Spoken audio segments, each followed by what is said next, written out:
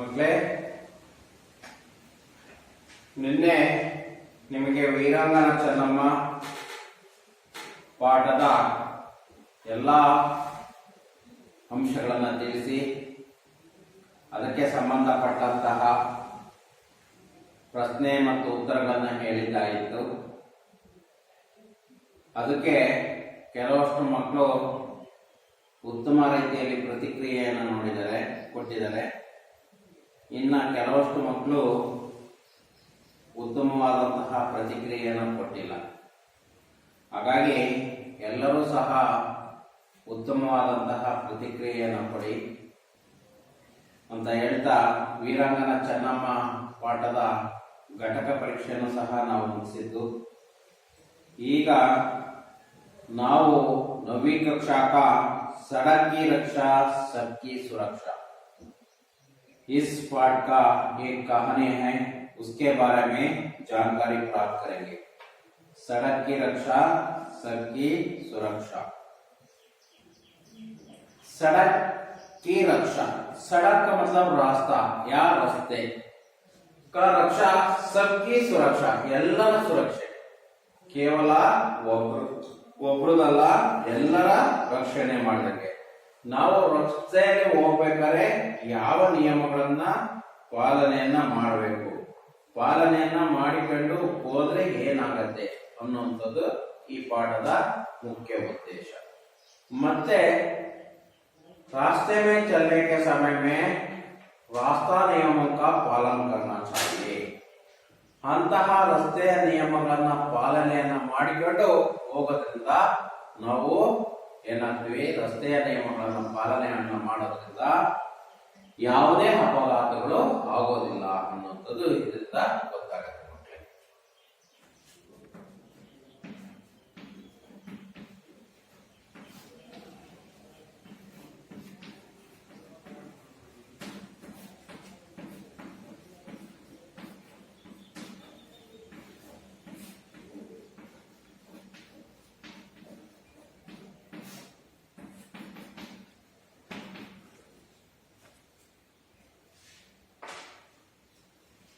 सड़क की रक्षा सबकी सुरक्षा. ರಸ್ತೆಯ ರಕ್ಷಣೆ ಮಾಡ್ರೆ ನಾವೆಲ್ಲರೂ ಸುರಕ್ಷಿತವಾಗಿರ್ತೀವಿ ಅಂತ ಈ ಪಾಠ ಅರ್ಥ. ನೋಡೋಣ ಮಕ್ಕಳೇ, ಓದ್ತೀನಿ ಒಂದು ಬಾರಿ.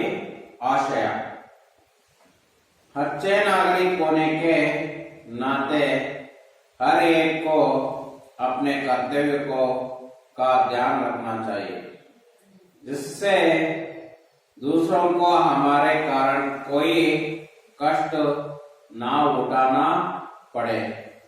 इस पाठ में सड़क की सुरक्षा, सफाई आदि पर प्रकाश डालते हुए नागरिकता के प्रमुख कर्तव्य के प्रति छात्रों को सचेत किया गया है. यह पाठ आशय है. ಇದು ಈ ಪಾಠದ ಆಶಯವಾಗಿದೆ. ಹಾಗಂದ್ರೆ ನಾವು ನೈತಿಕತೆಯಿಂದ ಮತ್ತೆ ಸರಿಯಾದ ರೀತಿಯಲ್ಲಿ ಇರಬೇಕಂದ್ರೆ ಎಲ್ಲಾ ನಿಯಮಗಳನ್ನ ಪಾಲನೆಯನ್ನ ಮಾಡಬೇಕು ಅನ್ನೋಂಥದ್ದು. ನೋಡೋಣ ಮಕ್ಕಳು, ಈಗ ಓದೋಣ. विभु 9वीं कक्षा में पढ़ रहा था. उसे 9:30 बजे तक स्कूल पहुंचाना था. उसकी साइकिल खराब हो गई थी, इसलिए वह सड़क पर जल्दी जल्दी दौड़ता हुआ जा रहा था. सड़क पर किसी ने केले का छिलका फेंक दिया था. हमेशा सबको सफाई का ध्यान रखना चाहिए, मगर कुछ लोग ऐसा नहीं करते. कभी कभी वे अपने नागरिकता के कर्तव्य को भूल जाते हैं. विभो का पाव छिलके पर पड़ते ही वह हिलाकर सिर गिर पड़ा. चोट लगी, कपड़े गंदे हो गए तो वह उदास हो गया. उठो बेटा, उदास मत हो. कहीं से आवाज आई. उसने आगे पीछे देखा. आसपास कोई दिखाई नहीं दिया. दूर दूर तक कोई नहीं था. विभू चौंक गया. इतने में सड़क फिर से बोले, बेटा मैं सड़क बोल रही हूँ, चोट तुम ही नहीं मुझे भी लगी है, मुझे तो हमेशा चोट लगती रहती है। आदमी, तांगे, जानवर, मोटर गाड़ियां 24 घंटे मेरे ऊपर चलते रहते हैं। लोग ढेरा सारा कूड़ा कचरा डालते रहते हैं। वे बड़ी निर्ममता से मुझे काट भी देते हैं और महीनों महीनों मेरे पाँव घाव नहीं भरते। सड़क जब यहाँ सब बोल रही थी तब रो रही थी। विभो को जैसे सूख गया, इधर उधर देखा, 2-3 जगहों में सड़क को आर पार काट गया था। मोड़ पर बड़े बड़े पत्थर गिराए गए थे।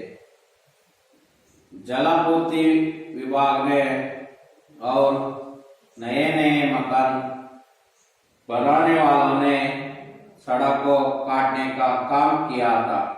सार्वजनिक कार्य विभाग के निर्माण कार्य के कारण सड़क के 1/3 भाग पर पत्थर गिरे थे। बीच बीच में विभू ने कहीं गड्ढे भी देखे।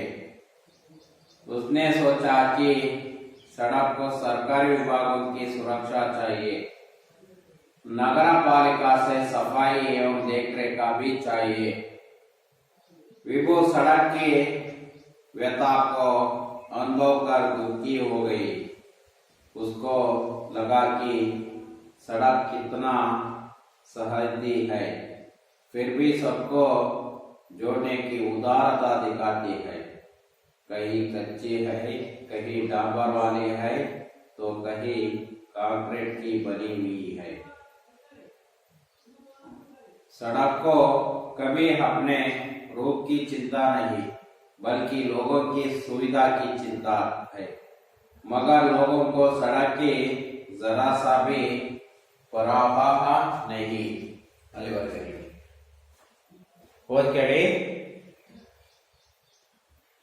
ಓದಾದ್ಮೇಲೆ ನಾನು ಎಕ್ಸ್ಪ್ಲೈನ್ ಮಾಡ್ತೀನಿ ಮಕ್ಕಳೇ.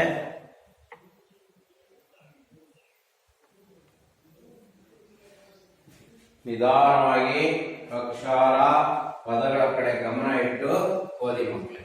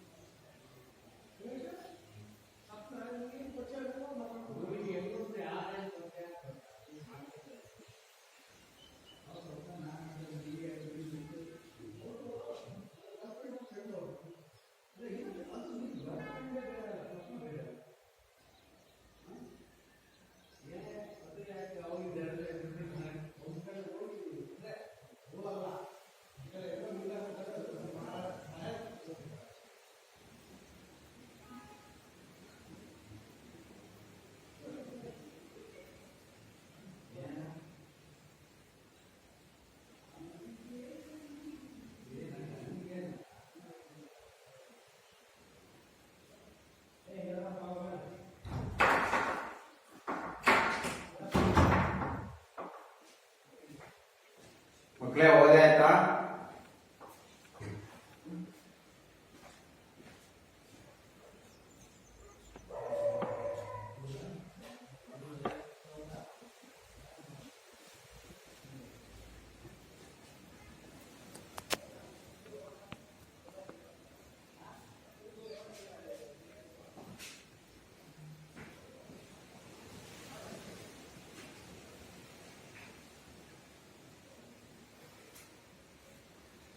ನೋಡಿ ಮಕ್ಕಳೇ, अच्छे नागरिक होने के नाते ಒಳ್ಳೆಯ ನಾಗರಿಕನಾದಂತಹ ಕಾರಣದಿಂದ हर एक को अपने कर्तव्य का ध्यान रखना चाहिए.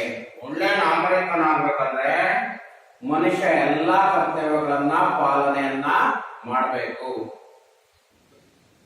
जिससे द्वारा हमारे कारण कोई कष्ट ना उठना पड़े. ನಮ್ಮ ಕಾರಣದಿಂದ ಬೇರೆಯವರಿಗೆ ತೊಂದರೆ ಆಗಬಾರದು.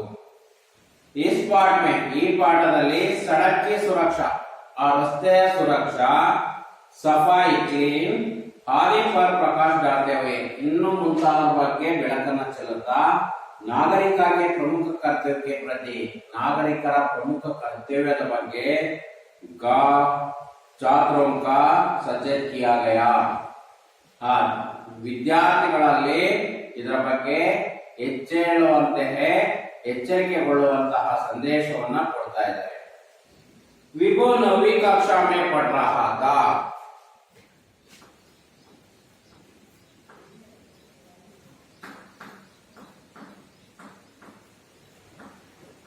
ವಿಭು ಅನ್ನುವಂತಹ ಒಂದು ಹೆಣ್ಮಗು ಇತ್ತು. ಹಾಗೆ 9वीं कक्षा में पढ़ रहा था. ಆ ಮಗು 9ನೇ ತರಗತಿಯಲ್ಲಿ ಓದ್ತಾ ಇತ್ತು. उसे 9:30 बजे तक स्कूल पहुंचाना था. ಹಾಗೆ 9:30 बजे 9:30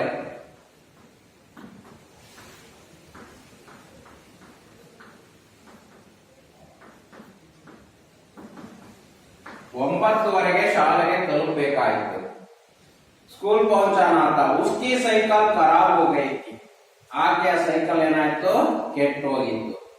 इसलिए वह सड़क पर जल्दी जल्दी दौड़ता हुआ जा रहा था.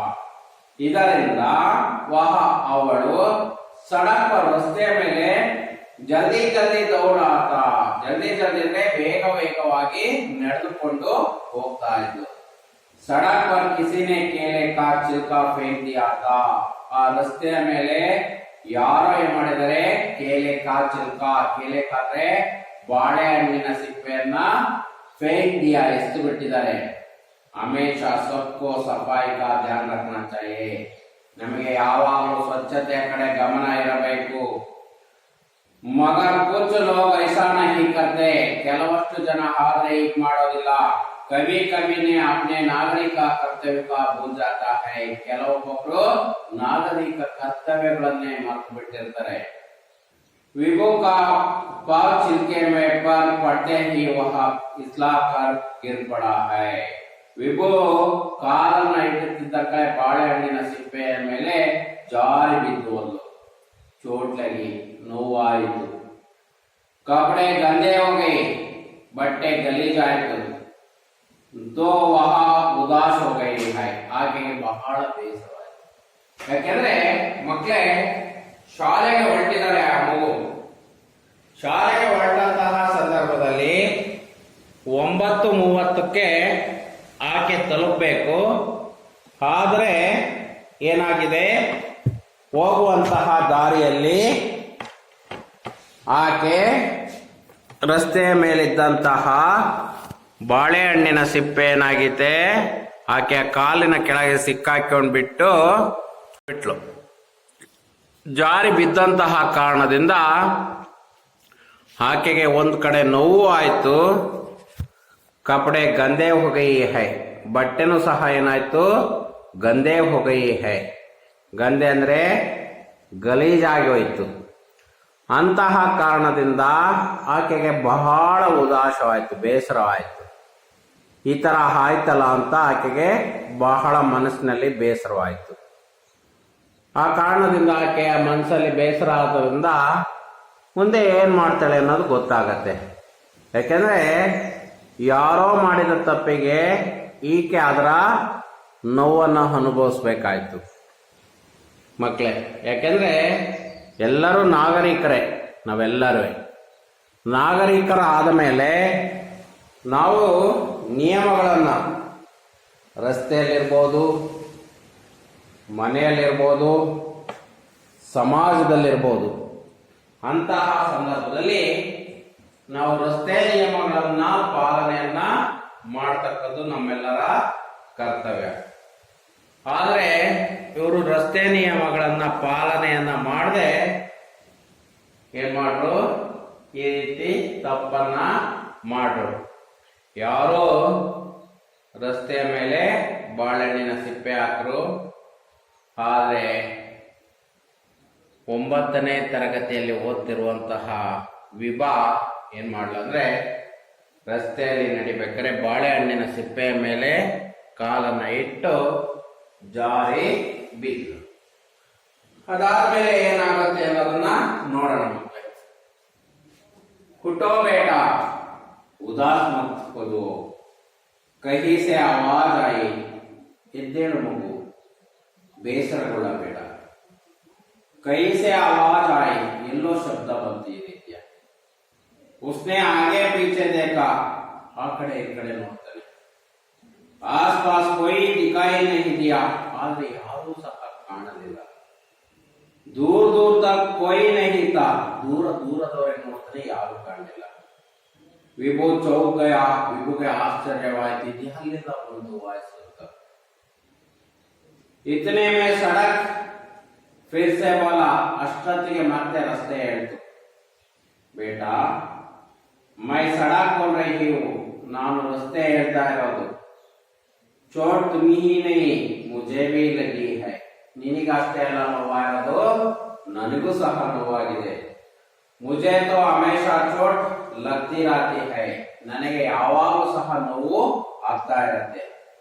ಆರ್ಮಿ ಮನುಷ್ಯ ತಾಂಗೆ ಮೋಟಾರ್ ಗಾಡಿಗಳು, ಜಾನುವಾರು ಪ್ರಾಣಿಗಳು, ಮೋಟಾರ್ ಗಾಡಿಗಳು 24 ಗಂಟೆ 24 ಗಂಟೆನೂ ऊपर चलते रहते हैं, ನನ್ನ ಮೇಲೆ ಹೋಗ್ತಾ ಇರ್ತವೆ.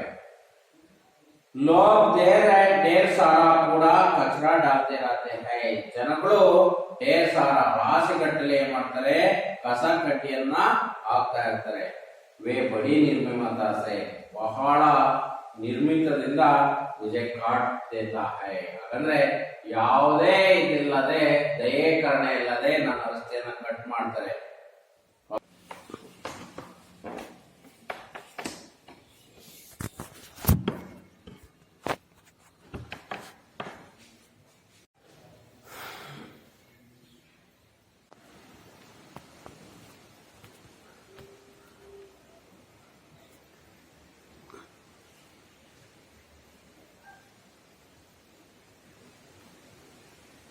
ಸಡಕ್ ಕಿ ರಕ್ಷಾ ಸಬ್ಕಿ ಸುರಕ್ಷಾದಲ್ಲಿ ನಾವು ಈಗ 9ನೇ ತರಗತಿ ವಿದ್ಯಾರ್ಥಿನಿ ಆದಂತಹ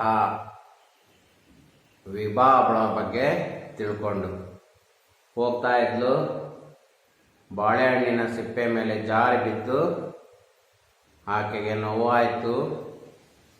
ಹಾಗಾಗಿ ಚೋಟ್ ಲಗಿ ಹೈ, ಆಕೆಗೆ ಗಾಯ ಆಯಿತು. ಅದಾದಮೇಲೆ ಏನಾಯ್ತು ಅಂದರೆ, ಆ ರಸ್ತೆ ಎಚ್ಚೆತ್ತರಿಸುತ್ತೆ, ಮಗು ಈ ರೀತಿ ನಡೀತಲೇ ಇರ್ತವೆ ಘಟನೆಗಳು ಅಂತ. ಹಾಗಾಗಿ ಅದರ ಬಗ್ಗೆ ಹೇಳ್ತಾ ಹೋಗ್ತಾರೆ ಮಕ್ಕಳೇ.